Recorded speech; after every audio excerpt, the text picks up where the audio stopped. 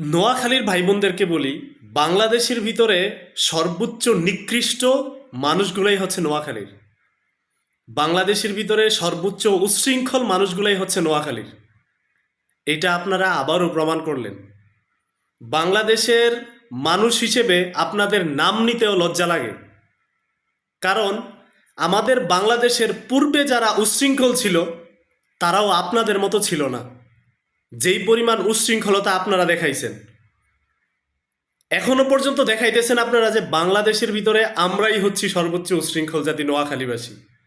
আপনারা তো বিভাগ নেওয়ার যোগ্য না। আপনারা বিভাগ নেওয়ার যোগ্য কখনো ছিলেন না, এখনো নাই, ইন ফিউচারেও আপনারা কখনোই এটার জন্য দাবি করার মতো কোনো যোগ্যতা আপনাদের ভিতরে নাই। কোন হিসেবে আপনারা বলেন? আর যেই বিষয়টা নিয়ে আপনারা দ্বন্দ্ব করতেছেন, যেই বিষয়টা নিয়ে আপনারা মতবিরোধ করতেছেন, নোয়াখালীতে কি আছে এমন? কি এমন আছে যেই জিনিসটার কারণে নোয়াখালীতে বিভাগ দিতে হবে?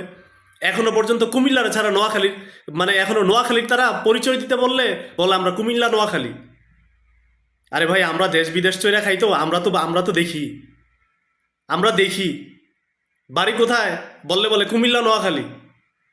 এখনো পর্যন্ত কুমিল্লা, আপনারা যে পড়াশোনা করেন সেই পড়াশোনাটা সার্টিফাইড করার জন্য কুমিল্লাতে আসতে হয় আপনাদের। এরপরে আপনাদের মুখের বড় গলায় চোরের মার বড় গলা একটা কথা আছে না, যে চোরের মায়ের বড় গলা এমনিতেই থাকে।